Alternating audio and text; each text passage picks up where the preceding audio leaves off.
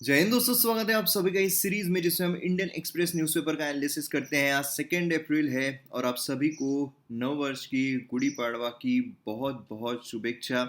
और जो नवरात्र शुरू हो रहे हैं उसकी भी बहुत बहुत शुभेच्छा। तो चलिए शुरू करते हैं आज का न्यूज़पेपर एनालिसिस। तो यहाँ पर शुरू करने से पहले आपने अगर एम अकेडमी ऐप डाउनलोड नहीं किया है तो ज़रूर कीजिए, क्योंकि यहाँ पर पूरा कोर्स, कंप्लीट कोर्स अवेलेबल है यूपीएससी और स्टेट पीएससी के लिए। प्रीलिम्स मेंस दोनों ओरिएंटेड आपको कोर्सेज देखने को मिलेंगे। ये कोर्स देखने के बाद आपको एनसीईआरटी जो है ये भी पढ़ने की ज़रूरत नहीं है, कोई भी और सोर्स रेफर करने की ज़रूरत नहीं है। GS1 कम्प्लीटली अवेलेबल है, GS2 कम्प्लीटली अवेलेबल है, GS3 कम्प्लीटली अवेलेबल है, GS4 कम्प्लीटली अवेलेबल है। प्लस आपको बोनस कोर्सेज जो है वो भी देखने को मिलते हैं। तो इसलिए जल्द से जल्द डाउनलोड कीजिए एम अकेडमी ऐप और वीडियोस को एंजॉय कीजिए। यहाँ पर आप देख सकते हो किस तरीके से आपको डाउनलोड करना है। तो यहाँ पर आप डाउनलोड करोगे, देन आपको यहाँ पर साइन अप करना पड़ेगा। डेमो लेक्चर जो है हर सेक्शन में जाकर पहले 2 वीडियोस आप डेमो लेक्चर के तौर पर देख सकते हो। मैं हमेशा बोलता हूँ कि पहले इस्तेमाल करो फिर विश्वास करो। देन उसके बाद आप प्रोफाइल में जाओगे, यहाँ पर क्लिक करोगे, ये एक ऑप्शन दिखेगा आपको प्रोफाइल का। यहाँ पर जाकर आपको वेरियस प्लान जो है वो दिखाई देंगे एंड लोएस्ट प्राइजेस पर आपको जो प्राइजेस है मतलब देखने को मिल रहे हैं। तो इसलिए highest quality content lowest price में लेने के लिए डाउनलोड कीजिए एम अकेडमी ऐप और अपने ड्रीम्स को पूरा कीजिए। और आपके लिए मैप बेस्ड एक्सरसाइज है। तो यहाँ पर आपके सामने एक स्ट्रेट है। ये जो स्ट्रेट है, ये स्ट्रेट कौन सा है ये आपको बताना है। तो आपको करना क्या है, वीडियो को पॉज करना है, इस स्ट्रेट के बारे में इंफॉर्मेशन लिखना है। स्ट्रेट मतलब आप सभी को पता है क्या होता है। तो 2 लैंड मासेस है, उसमें से एक वाटर बॉडी निकल रही है और बड़ी वाटर बॉडी, 2 बड़ी वाटर बॉडी को कनेक्ट करता है, तो उसे हम स्ट्रेट कहते हैं। तो ये स्ट्रेट का नाम क्या है ये आपको कमेंट सेक्शन में बताना है। और उसी के साथ साथ अगर आपके पास कोई डिटेल्स है तो वो भी आप लिख सकते हो। यहाँ पर एक्सप्लेन सेक्शन आप देखोगे तो एक्सप्लेन सेक्शन में पंजाब क्लेम्स ऑन चंडीगढ़। देखिए यहाँ पर चंडीगढ़ जो है उसका काफ़ी कंट्रोवर्सी चल रही है, क्योंकि अभी हाल ही में जो पंजाब है उसके इलेक्शंस हुए जिसमें आम आदमी पार्टी जो है उसकी जीत हुई थी। और उसी के चलते यहाँ पर जो होम मिनिस्टर है अमित शाह है, उन्होंने जो चंडीगढ़, मतलब चंडीगढ़ अगर आप देखोगे तो एक यूनियन टेरिटरी है, प्लस पंजाब एंड हरियाणा जो है उसकी कैपिटल हमें देखने को मिलती है। अब उस यूनियन टेरिटरी में पहले ऐसा था कि जो श्रेष्ठ है, ये जो राज्य है, इनमें से लोग चुने जाते थे, मतलब चुने जाते थे इन द सेंस कि वहाँ पर उनको जॉब अपॉर्चुनिटीज जो है वो मिलती थी। लेकिन अब नया कानून लाया गया है जिसके तहत कहीं से भी अब जो लोग हैं वो यहाँ पर जॉब अपॉर्चुनिटीज ले सकते हैं। उसी के साथ साथ रिटायरमेंट एज भी बढ़ा दी गई है एंड काफ़ी कुछ सहूलत जो है वहाँ पर प्रोवाइड की गई है। और इसी के चलते यहाँ पर जो पंजाब है वो अब क्लेम कर रहा है कि भाई चंडीगढ़ जो है हमारे पास आ जाना चाहिए।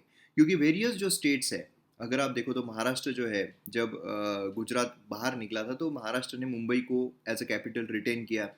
देन उसके बाद अगर हम बात करते हैं बिहार की, तो जो पटना है उसको रिटेन किया। अगर हम बात करते हैं उत्तर प्रदेश की, तो जो लखनऊ है उसको रिटेन किया।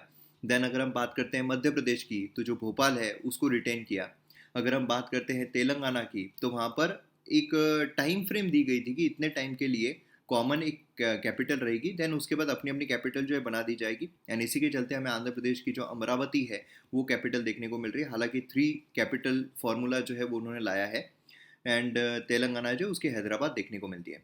तो इस तरीके से यहाँ पर जो चीज़ें हैं, जो तर्क है वो दिए जा रहे हैं। और पंजाब पहले कार्व आउट किया गया है ना, तो उसके तहत क्या हुआ कि यहाँ पर जो चंडीगढ़ है उसको एक यूनियन टेरिटरी में तब्दील कर दिया गया। तो एक टाइम फ्रेम भी नहीं दिया गया है यहाँ पर कि कब तक जो चंडीगढ़ है उसको यूनियन टेरिटरी रखेंगे या कब तक उसको पंजाब से दूर रखेंगे। तो अब यहाँ पर बोला जा रहा है कि पंजाब में उसका एमलगेमेशन जो है वो कर देना चाहिए। बस यही चीज़ हमें यहाँ पर देखने को मिल रही है। बाकी जो सेंसेक्स है वो ऊपर क्यों जा रहा है इसके बारे में देखेंगे। आसाम मेघालय बॉर्डर डिस्प्यूट जो है उसके बारे में यहाँ पर डिस्कशन करेंगे। और उसी के साथ साथ लुकआउट नोटिस क्या होता है इसके बारे में भी हम यहाँ पर जानेंगे। अगर हम एडिटोरियल पेज, आइडियाज पेज देखते हैं, तो यहाँ पर ये वाला जो एडिटोरियल है काफ़ी इंपॉर्टेंट है और काफ़ी अच्छा है। मतलब यहाँ पर अगर आप देखो तो सीबीआई जो है वो क्या एक टूथलेस टाइगर बन चुका है। कितने जो इंडिपेंडेंट बॉडी होने के बावजूद कितना वो डिपेंडेंटली काम कर रहा है, और क्या उसके पीछे कारण है इनइफेक्टिवनेस क्या, एंड क्या हमें वे फॉरवर्ड करना चाहिए, सभी चीज़ें यहाँ पर दी गई है। तो इसको हम अच्छी तरीके से देखेंगे। बाकी अगर हम देखते हैं तो बाकी एडिटोरियल्स में कुछ खास जो है वो देखने को नहीं मिल रहा है। यहाँ पर एक आउटिज्म जो है ये यहाँ पर बोला जा रहा है, लेकिन एग्जाम पर्सपेक्टिव से देखोगे तो कुछ भी इसमें भी खास जो है वो निकल कर नहीं आ रहा है। तो इस तरीके से हमें आज के एडिटोरियल्स, न्यूज़ आर्टिकल्स देखने को मिल रही है। तो काफ़ी कुछ है जानने के लिए, चलिए शुरू करते हैं। राना आयूब जो एक जर्नलिस्ट है वो यूके जा रही थी और उन्हें एयरपोर्ट पर ही फ्लाइट बोर्ड करने से पहले रोक लिया गया क्योंकि उनके अगेंस्ट में लुक आउट नोटिस इशू किया गया था। लुक आउट नोटिस क्यों इशू किया गया? क्योंकि उनके ऊपर 1.77 करोड़ रुपए की धोखाधड़ी का मामला दर्ज किया गया है। तो क्या है पूरा मसला, क्या है पूरी कंट्रोवर्सी, आज के इस वीडियो में हम समझने की कोशिश करेंगे। चलिए शुरू करते हैं। यहाँ पर आप देख सकते हो journalist Rana Ayub stopped from boarding UK flight. Authorities ने लुक आउट नोटिस जो है उनके अगेंस्ट में इशू किया है और इसकी चर्चा ट्विटर पर काफ़ी ज़्यादा हुई। उनके समर्थन में, उनके अगेंस्ट में काफ़ी सारे जो ट्वीट्स है वो हमें देखने को मिले। यहाँ पर आप देख सकते हो राना आयूब के द्वारा ट्वीट किया गया, Indian journalist prevented from flying to Europe to speak about intimidation. तो यहाँ पर जो एक उनका प्रोग्राम है वो यूके में बेसिकली हो रहा था और उसके लिए वो यूके जा रही थी, लेकिन उनके बोर्ड करने से पहले ही उन्हें रोक लिया गया और जो इन्वेस्टिगेशन है उसके लिए ले जाया गया। तो यहाँ पर अगर हम मसला देखते हैं तो बेसिकली मनी लॉन्ड्रिंग का है। जो ईडी है, एनफोर्समेंट डायरेक्टरेट है, उन्होंने 1.77 करोड़ जो यहाँ पर जो बिलोंगिंग्स है उसको अटैच किया है। तो यहाँ पर मनी लॉन्ड्रिंग का केस क्यों हो रहा है? मनी लॉन्ड्रिंग का केस तो तब होता है जब हमारे पास कोई पैसा आया है और उसको हम किसी और ट्रिप के जरिए सर्कुलेट कर रहे हैं, किसी और जगह पर सर्कुलेट कर रहे हैं। देखिए, ऐसा एलिक्ट किया जा रहा है कि जो आयूब है उन्होंने यहाँ पर huge amount of fund collect किया है क्राउड फंडिंग के जरिए। जो कीटो, ये एक प्लेटफॉर्म है। कीटो अगर आप देखोगे तो एक ऐसा प्लेटफॉर्म है जहाँ पर आप क्राउड फंडिंग कर सकते हो। क्राउड फंडिंग का मतलब क्या होता है, समझ लीजिए अगर आपको 1 करोड़ रुपीज़ की ज़रूरत है किसी कॉज के लिए और 1 करोड़ रुपीज़ अगर आपको लोगों से क्राउड फंडिंग करनी है तो आप इस पर डाल दोगे कि ये पर्पस के लिए हमें यहाँ पर पैसे जो है वो चाहिए और लोग उसमें आपको डोनेट करेंगे और डोनेट करते से उसको हम कहते हैं क्राउड फंडिंग। तो यहाँ पर जो राना आयूब है उनके द्वारा भी क्राउड फंडिंग की गई केटो इस प्लेटफॉर्म पर और उन्होंने ये जो फंडिंग है ये अलग अलग पर्पस के लिए मांगी। बेसिकली उनके द्वारा 3 कैंपेन्स जो है वो चलाए गए थे। एक स्लम ड्वेलर्स है, जो फार्मर्स हैं उनके लिए चलाया गया। जो रिलीफ वर्क है आसाम के लिए, बिहार के लिए, महाराष्ट्र के लिए, उसके लिए चलाया गया। एंड जो यहाँ पर कोविड-19 से इम्पैक्ट हुए हैं उनके लिए यहाँ पर उन्होंने क्राउड फंडिंग जो है वो की, जिसके तहत उनको हैंडसम अमाउंट मिली, काफ़ी ह्यूज अमाउंट मिली क्राउड फंडिंग के जरिए। लेकिन अब एलिक्ट ये किया जा रहा है कि जो पर्पस के लिए उन्होंने क्राउड फंडिंग की है वो पर्पस के लिए उन्होंने पैसा स्पेंड ही नहीं किया है। अब यहाँ पर अगर हम कुछ आंकड़ों पर नजर डालें तो यहाँ पर उन्होंने जो केटो प्लेटफॉर्म है इसके जरिए 2,69,44,680 रुपीज क्राउड फंडिंग के जरिए रेस किए और ये काफी ह्यूज अमाउंट है। अब ये जो अमाउंट है ये जाना चाहिए था जिस कॉज के लिए उन्होंने क्राउड फंडिंग की है वहां पर, लेकिन इसमें से कुछ अमाउंट मतलब 72,01,786 ये इन्होंने खुद के अकाउंट में ट्रांसफर कर लिए। देन 37,15,072 ये जो अमाउंट है ये उन्होंने अपनी सिस्टर के अकाउंट में ट्रांसफर कर लिए। एंड 1,60,27,822 यहाँ पर जो अमाउंट है वो उन्होंने अपने फादर के अकाउंट में ट्रांसफर कर लिए। एंड देन ये जो अमाउंट उन्होंने ट्रांसफर किया था अपने सिस्टर के अकाउंट में, फादर के अकाउंट में, वो फिर से अपने अकाउंट में ट्रांसफर कर लिए। तो इस तरीके से जो भी यहाँ पर अमाउंट आया है क्राउड फंडिंग के जरिए, जो यहाँ पर बेसिकली जाना चाहिए था स्लम में, जो कोविड से इम्पैक्ट हुए हैं उनमें, जो फार्मर्स हैं उनके लिए, वहाँ तो गया नहीं, लेकिन खुद के ही अकाउंट में उन्होंने ट्रांसफर कर लिया, ऐसा यहाँ पर एलिक्ट किया जा रहा है और इसी वजह से उनके अगेंस्ट में केस दर्ज कर दिया गया। तो ये जो मनी लॉन्ड्रिंग का केस इन पर चल रहा है इसके तहत उनके अगेंस्ट में एक लुक आउट नोटिस इशू किया गया, जिसकी वजह से उनको फ्लाइट जो है वो बोर्ड नहीं करने दी। तो लुक आउट नोटिस होता क्या है? देखिए, लुक आउट नोटिस जो है वो इशू किया जाता है जिससे कि जो व्यक्ति है वो कहीं बाहर देश ना जा पाए। मतलब जो एनफोर्समेंट एजेंसी है वो यहाँ पर ये अश्योर्ड करती है कि वो देश छोड़कर कहीं ना जाए, क्योंकि रिसेंट टाइम में आपने देखा है कि कई ऐसे लोग हैं जो फ्रॉड करते हैं, मैं पैसों से रिलेटेड फ्रॉड कर लेते हैं एंड देन देश छोड़कर चले जाते हैं। खासकर जो यूके है वो उनका एक खास डेस्टिनेशन बना हुआ होता है। यहाँ पर जो लुक आउट नोटिस है वो इशू की जाती है जिससे कि अगर कोई भी इंसान देश छोड़कर जा रहा है, या फिर देश छोड़कर नहीं, हम नहीं बोल सकते हैं, अगर देश से बाहर जा रहा है तो उसे वहां पर रोक लिया जाता है। तो यही होती है लुक आउट नोटिस। अब यहाँ पर अगर आप देखो तो लुक आउट नोटिस जो है वो यहाँ पर इनिशिएट किसके द्वारा की जा सकती है? तो large number of authorised officer है जो लुक आउट नोटिस जो है वो इशू कर सकते हैं। इसमें यहाँ पर ऑफिसर जो रैंक ऑफ डिप्टी सेक्रेटरी के बिलो ना हो, ऑफिसर जो यहाँ पर जॉइंट सेक्रेटरी के रैंक के बिलो ना हो, जो डिस्ट्रिक्ट मजिस्ट्रेट है, जो सुपरिटेंडेंट ऑफ पुलिस है, जो डिसिग्नेटेड ऑफिसर्स होते हैं various law enforcing and security agencies के लिए, जो डिसिग्नेटेड ऑफिसर हो है इंटरपोल के, जो ऑफिसर यहाँ पर रैंक ऑफ एडिशनल डायरेक्टर के नीचे ना हो, मिनिस्ट्री ऑफ कॉरपोरेट अफेयर्स, ये सभी यहाँ पर लुक आउट नोटिस जो है वो इशू कर सकते हैं। और इतना ही नहीं, जैसे कि हाल ही में हमने देखा था बैंक्स के काफी ज्यादा फ्रॉड हो रहे थे कि लोन लेकर लोग जो है वो देश छोड़कर भाग रहे थे। तो इसी वजह से यहाँ पर बैंक के जो लोग हैं उनको भी यहाँ पर जो एक अथॉरिटी है वो दी गई है। 2018 में गवर्नमेंट ने यहाँ पर एम्पावर किया जो हेड है पब्लिक सेक्टर बैंक के, कि वो डायरेक्टली रिक्वेस्ट कर सकते हैं इन अथॉरिटीज को कि यहाँ पर लुक आउट नोटिस जो है वो इशू की जाए विलफुल डिफॉल्टर्स के अगेंस्ट में। विलफुल डिफॉल्टर्स कौन होते हैं? समझ लीजिए अगर किसी ने लोन लिया है और अगर वो उसकी भरपाई कर सकता है, वो दिवालिया नहीं हुआ है, वो अभी भी भरपाई कर सकता है, उसके पास इतना पैसा है, लेकिन स्टिल वो पैसे जो है वो भरना ही नहीं चाहता है, उसकी मंशा ही नहीं है कि पैसे वो जो लोन लिया है वापस रीपे करे, उसे हम कहते हैं विलफुल डिफॉल्टर्स। तो विलफुल डिफॉल्टर्स मोस्टली क्या करते हैं? देश छोड़कर भाग जाते हैं। तो वो देश छोड़कर ना जाए, इसी वजह से जो यहाँ पर जो गवर्नमेंट है उन्होंने एम्पावर्ड किया है जो हेड है पब्लिक सेक्टर बैंक की, कि भाई आप यहाँ पर रिक्वेस्ट कर सकते हो। आपको लग रहा है कि ये व्यक्ति ने यहाँ पर लोन लिया है, भाग सकता है, तो आप शो कॉज नोटिस के लिए रिक्वेस्ट कर दो, उसके अगेंस्ट में लुक आउट नोटिस जो है वो इशू हो जाएगी, एंड जैसी इशू होगी उसको देश छोड़कर जाने से रोक दिया जाएगा।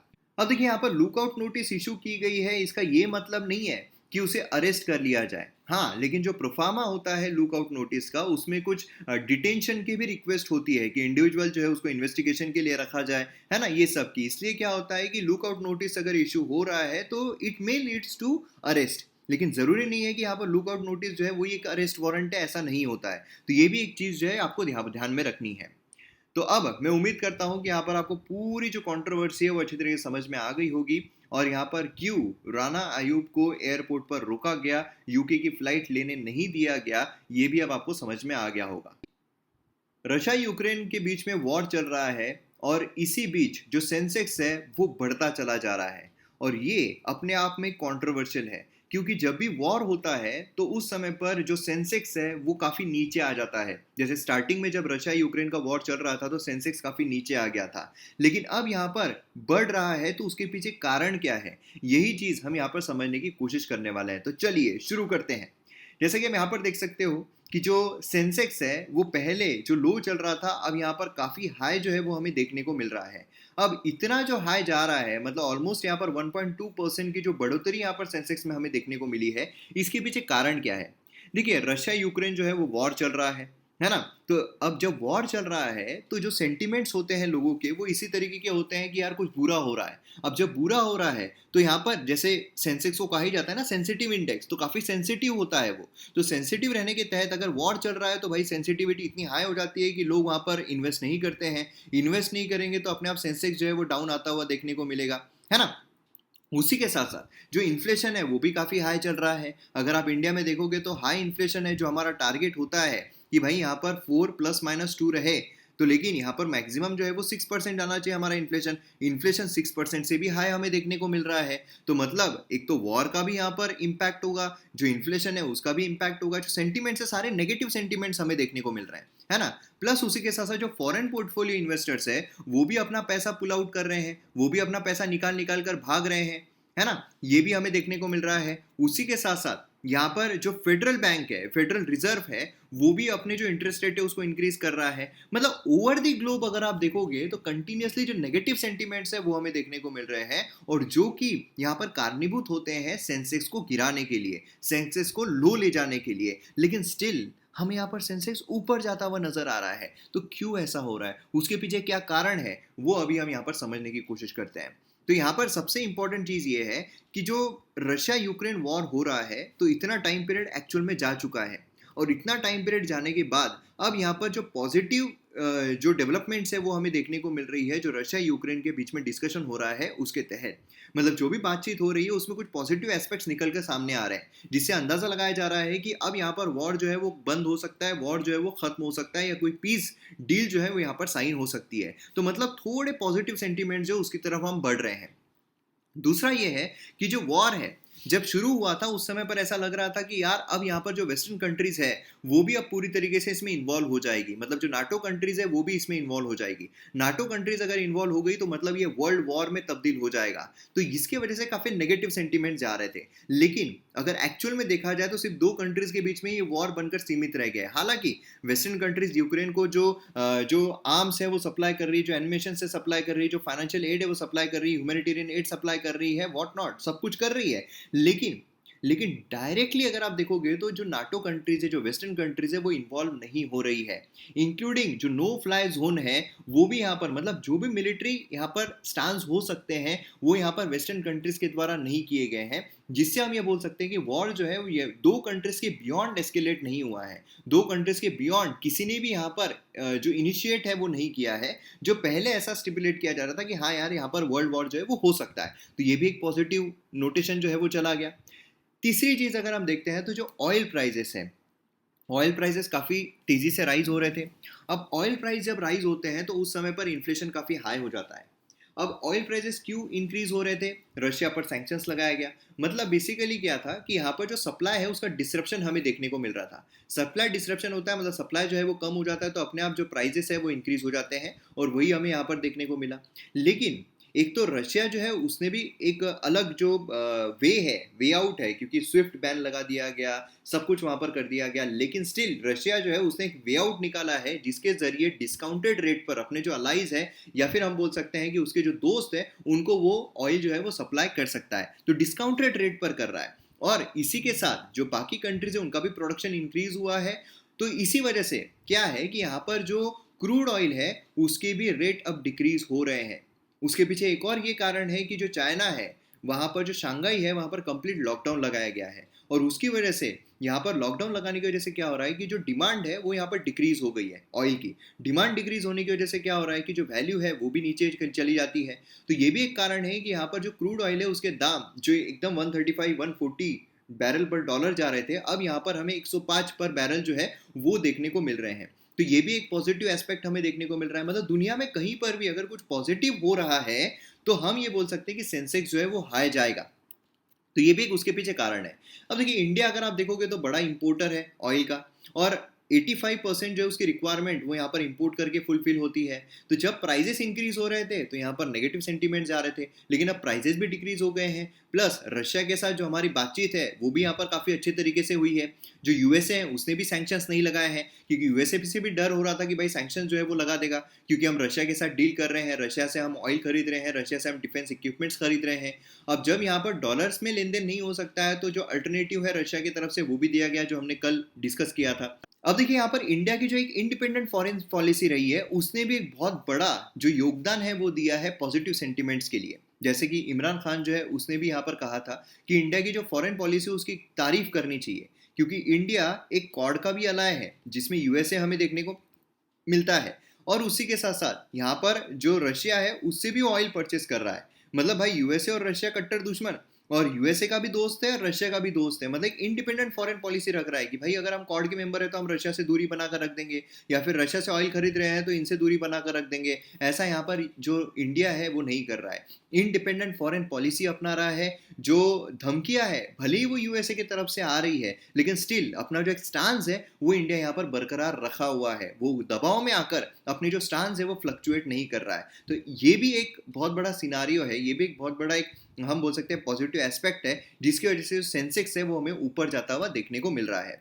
तो अब मैं उम्मीद करता हूं कि आपको अच्छी तरह समझ में आ गया होगा कि क्यों सेंसेक्स जो है वो बढ़ रहा है, और यहाँ पर 1.2% जो राइज हुआ है उसके पीछे कारण क्या है। तो अगर आपको वीडियो पसंद आता है तो आप शेयर जरूर कीजिए, चैनल को सब्सक्राइब करना ना भूलिएगा। 5 दशकों से चल रहा आसाम मेघालय सीमा विवाद अब यहाँ पर खत्म होने जा रहा है, सुलझने जा रहा है। तो क्या है आसाम मेघालय का सीमा बॉर्डर डिस्प्यूट, आज के इस वीडियो में हम जानने की कोशिश करने वाले हैं। तो चलिए शुरू करते हैं।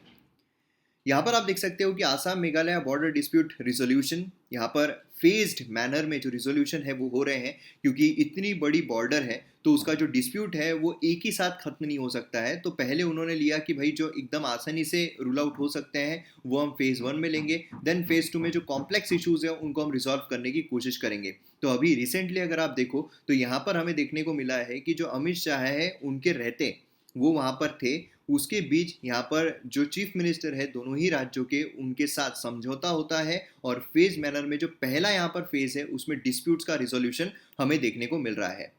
अब देखिए यहाँ पर चीफ मिनिस्टर जो आसाम के, मेघालय के, उन्होंने पैक्ट साइन किया जो यूनियन मिनिस्टर है उनके प्रेजेंस में, जिससे कि जो 5 डेकेड ओल्ड बॉर्डर डिस्प्यूट है वो यहाँ पर रिजॉल्व हो सके। तो बॉर्डर अगर आप देखोगे तो इस तरीके से हमें नॉर्थ ईस्टर्न स्टेट्स देखने को मिलते हैं, उसमें जो आसाम है वो देखने को मिलता है, और यहाँ पर हमें मेघालय जो है वो देखने को मिल रहा है, मतलब ग्रीन इसमें जो है वो मेघालय है। अब जो बॉर्डर देखोगे आप, तो बॉर्डर काफी लंबी बॉर्डर यहाँ पर मेघालय की आसाम जो है उससे मिलती है। तो ये अगर आप बॉर्डर देखो तो लगभग 884 किलोमीटर की बॉर्डर जो है वो देखने को मिलती है। अब ये बॉर्डर है तो बट ऑब्वियसली कि यहाँ पर बॉर्डर डिस्प्यूट जो है वो भी अराइज होंगे। बॉर्डर डिस्प्यूट क्यों अराइज होंगे? थैंक्स टू हमारे जो ब्रिटिशर्स थे, वो ब्रिटिशर जो है उन्होंने क्या कुछ नहीं किया, मतलब हमें गरीबी दी, हमें इलिटरेसी दी, हमें जो नौकर है वो बना कर रखा, हमें ऊंचे पद पर नहीं जाने दिया, हमारे जो बॉर्डर्स है मतलब देश जो है उसका बंटवारा किया, हमारे जो बॉर्डर डिस्प्यूट्स है राज्यों में वो यहाँ पर बरकरार रखे। तो सब कुछ यहाँ पर ब्रिटिशर्स ने किया, उसके लिए उनकी तारीफ जो है वो बिल्कुल बनती है। तो यहाँ पर अगर आप देखोगे तो ब्रिटिशर जो है उन्होंने काफ़ी छेड़छाड़ जो है वो की है, इतिहास में काफ़ी छेड़छाड़ की है, जिसकी वजह से जो कॉम्प्रोमाइज से जो प्रॉब्लम्स है वो काफ़ी अराइज हुए हैं, खासकर अगर हम बॉर्डर डिस्प्यूट से रिलेटेड देखते हैं तो। अब यहाँ पर आसाम अगर आप देखोगे, अनडिवाइडेड आसाम, मतलब जो हमें पहले देखने को मिलता था अनडिवाइडेड आसाम था, जिसमें हमें मेघालय, अरुणाचल प्रदेश, मिजोरम, बहुत सारे जो राज्य जो अभी हमें अलग अलग देखने को मिलते हैं वो आसाम में ही हमें देखने को मिलते थे। तो अब यहाँ पर क्या होता है कि यहाँ पर आप देख सकते हो जो खासी स्टेट है वो हमें देखने को मिलते हैं, एंड देन बाकी जो प्रोविंसेस है वो सब हमें आसाम जो है उसी के अंडर में देखने को मिलते थे। फिर उसके बाद ऐसा होता है कि हमें आज़ादी मिलती है, जो अलग अलग राज्य है उनका विभाजन होता है, वो अलग अलग होते हैं, है ना।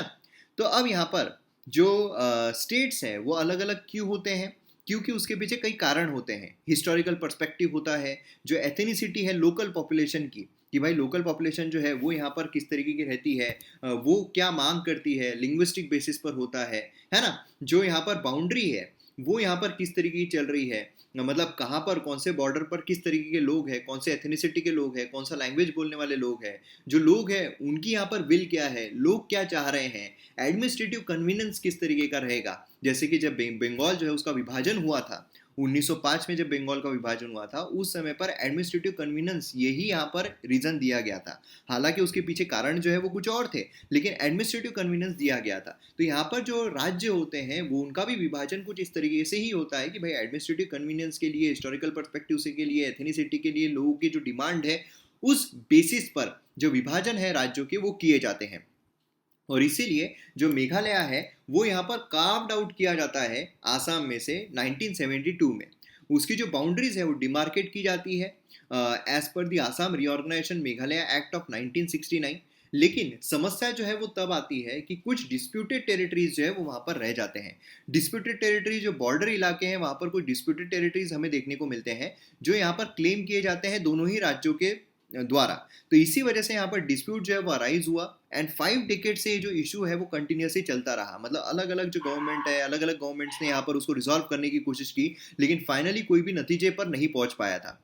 2011 में मेघालय गवर्नमेंट जो है उसने आइडेंटिफाई किए 12 एरियाज जो यहाँ पर आसाम के साथ वो डिफरेंस में थे, कि यहाँ पर अप्रोक्सीमेटली जो 2700 स्क्वायर किलोमीटर के एरिया है उसमें यहाँ पर जो डिफरेंसेस है वो चल रहे थे। तो ये जो डिफरेंसेस है, खासकर अगर हम देखते हैं तो जो लंगपी है यहाँ पर, ये जो इलाके हैं काफ़ी सारे डिस्प्यूट्स यहाँ पर अराइज हुए, और ये डिस्प्यूट्स को सॉल्व करने के लिए काफ़ी मशक्कत जो है अलग अलग सरकारों के द्वारा वो भी की गई, लेकिन ये जो इशू है यहाँ पर रिजॉल्व नहीं हो पाया। और फाइनली अगर हम देखें तो 2022 में अब यहाँ पर इतने अटेम्प्ट्स के बाद दोनों ही जो सरकारें हैं उन्होंने जो 12 यहाँ पर डिस्प्यूटेड एरियाज है उसमें से 6 आइडेंटिफाई किए, एंड उसका रिजोल्यूशन जो है वो फर्स्ट फेज में करने की कोशिश की। जैसे मैंने आपको पहले भी कहा है कि यहाँ पर जो अलग अलग फेजेस है उसमें यहाँ पर डिस्प्यूट्स का रिजोल्यूशन वो करने की कोशिश कर रहे हैं। उसके पीछे कारण ये है कि जो फर्स्ट फेज है उसमें जो एकदम आसानी से डिस्प्यूट्स रिजॉल्व हो सकते हैं उनको लिया गया, मतलब एक काफ़ी वाइज डिसीजन है ये। एंड देन जो कॉम्प्लेक्स इश्यूज है उसको यहाँ पर सेकेंड फेज में रिजॉल्व करने की कोशिश की जाने वाली है।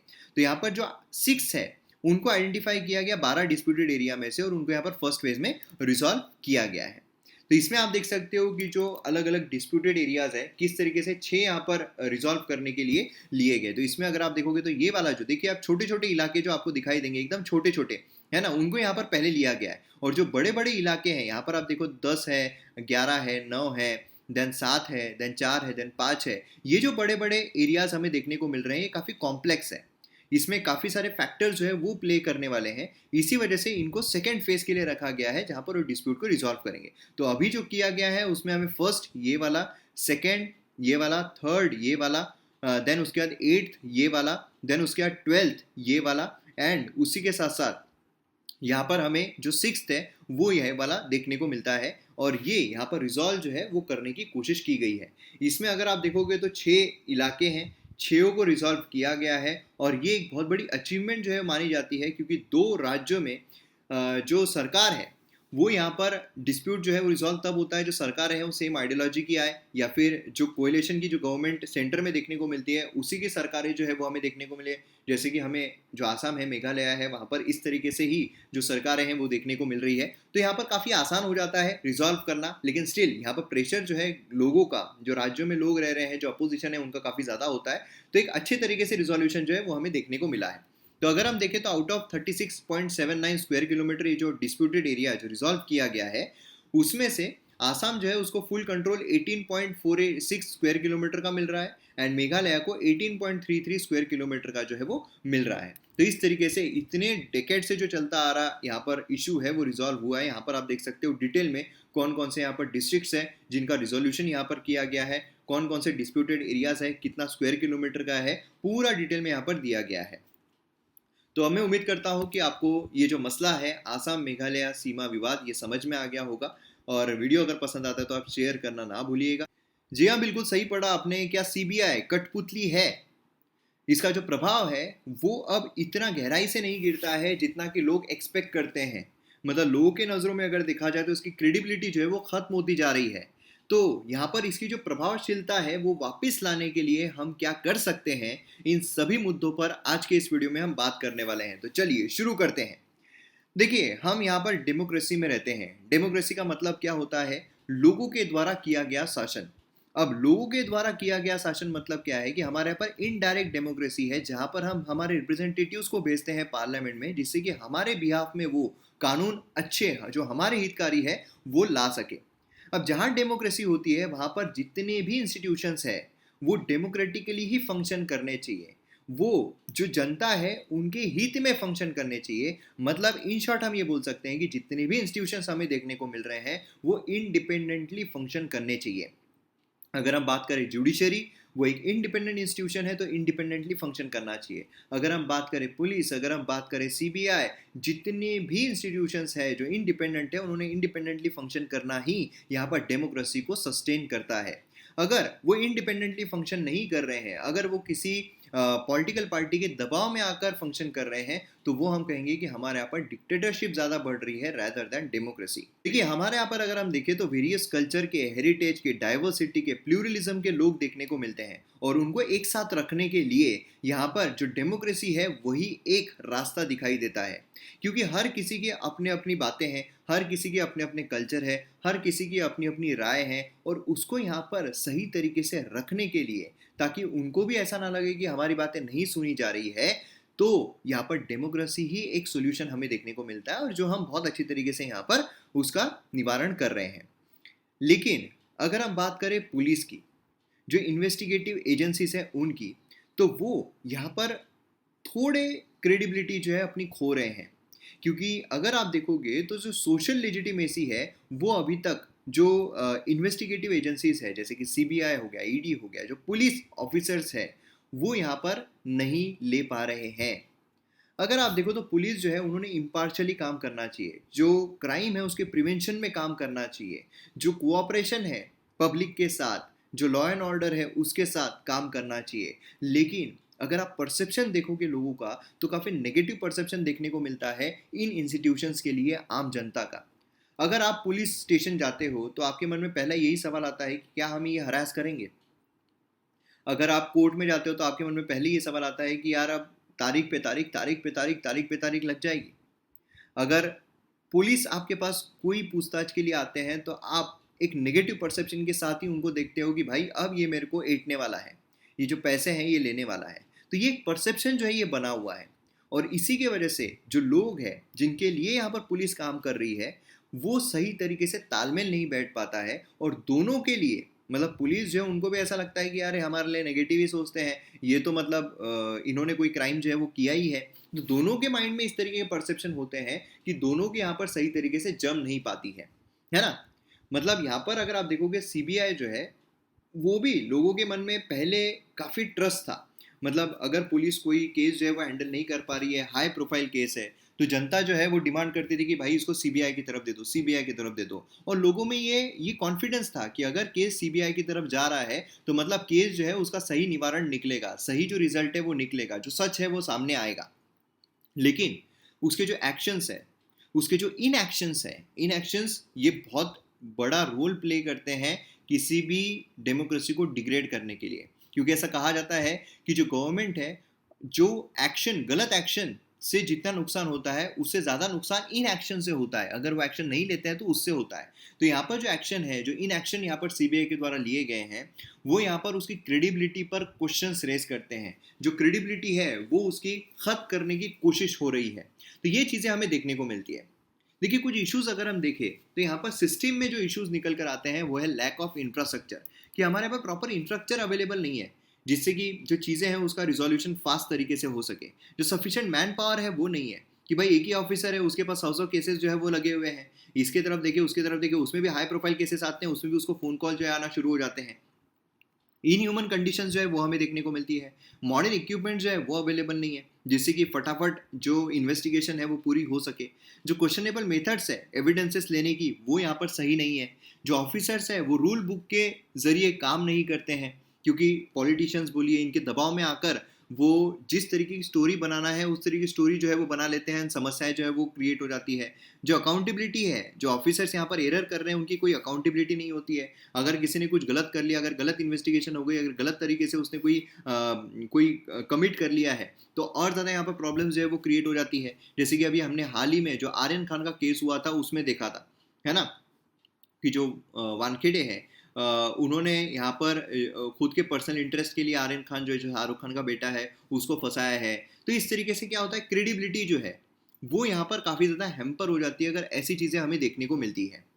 अब जो केसेस डिले होते हैं, हमने देखा है कई सारे केसेस जो है कई सालों से यहाँ पर सीबीआई हैंडल कर रही है लेकिन उसका निवारण जो है नहीं निकला, उसका सोल्यूशन कुछ नहीं निकला है, तो डिले पर डिले होते जाता है। तो डिले होने के पीछे क्या कारण है?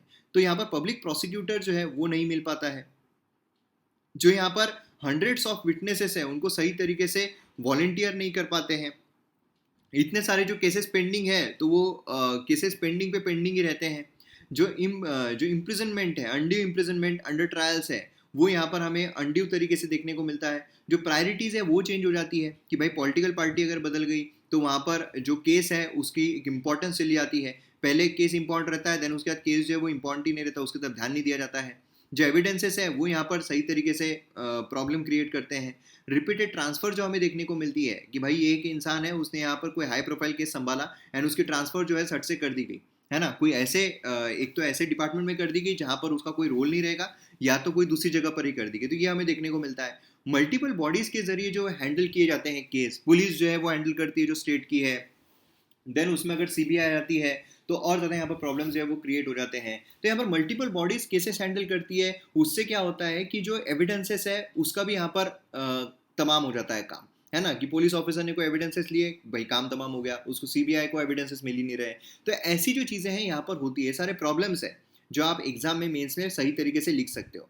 तो नीड ऑफ एन आवर क्या है, क्या हमें यहाँ पर करना चाहिए? तो यहाँ पर देखिए, अगर हम एक इंडिपेंडेंट अम्ब्रेला इंस्टीट्यूशन क्रिएट करते हैं, मतलब एक ऐसा इंस्टीट्यूशन जिसमें सभी इंस्टीट्यूशन मर्ज हो जाए, है ना, वेरियस इंस्टीट्यूशन, उसमें सीबीआई बोलिए, एसएफआईओ बोलिए, ईडी बोलिए, ये एक ही रूफ में अगर काम करे तो यहाँ पर चीज़ें और बेहतर हो सकती है। नहीं तो क्या है कि भाई सीबीआई जो है वो यहाँ पर कोई केस हैंडल कर रहा है एंड देन उस पर अगर मनी लॉन्ड्रिंग का भी है तो यहाँ पर ईडी जो है वो भी उसका केस हैंडल कर रहा है। तो यहाँ पर मल्टीपल बॉडीज हैंडल करती है, जो एविडेंसेस है उसमें समस्याएं क्रिएट हो जाती है। इसलिए अगर एक ही रूफ के अंडर में अगर यहाँ पर काम हो तो एक अलाइंड तरीके से काम हो सकता है, एक सही तरीके से काम हो सकता है। और ये जो अम्ब्रेला बॉडी रहेगी, अम्ब्रेला इंस्टीट्यूशन रहेगी, ये यहाँ पर एक क्लियरली उसकी पावर जो है वो डिफाइन की जानी चाहिए, उसके फंक्शन जो है डिफाइन किए जाने चाहिए, उसका ज्यूरिडिक्शन जो है डिफाइन किया जाना चाहिए। मतलब उसको एक इंडिपेंडेंट तरीके से रखना चाहिए। जो हेड है इसका वो यहाँ पर जो कमिटी है उसके द्वारा चुनकर आना चाहिए। जैसे कि हमें डायरेक्टर जो है सीबीआई के, उनके लिए कमिटी देखने को मिलती है, उसी तरह की कमिटी जो है उसका गठन किया जाना चाहिए यहाँ पर जो अम्ब्रेला बॉडी हम बनाएंगे उसके हेड के लिए। एंड उसके अंडर में यहाँ पर वेरियस लोग जो है वो काम कर सकते हैं, जिससे कि क्या होगा, एक इम्पार्शल तरीके से यहाँ पर ये जो बॉडी है ये काम कर पाएगी। और इम्पार्शल तरीके से अगर ये बॉडी काम करेगी तो जो क्रेडिबिलिटी है यहाँ पर लोगों के नज़रों में वो राइज हो जाएगी, एंड जो केसेस है वो भी यहाँ पर फटाफट रिजॉल्व हो सकते हैं। तो अब आपकी क्या यहाँ पर राय है, आप कमेंट सेक्शन में ज़रूर बताइए। और उसी के साथ साथ अगर आपको वीडियो पसंद आता है तो आप शेयर ज़रूर कीजिए और चैनल को सब्सक्राइब भी ज़रूर कीजिए। तो यहाँ पर हमारा वीडियो जो है वो ख़त्म होता है। मिलते हैं हम अगले वीडियो में। जय हिंद।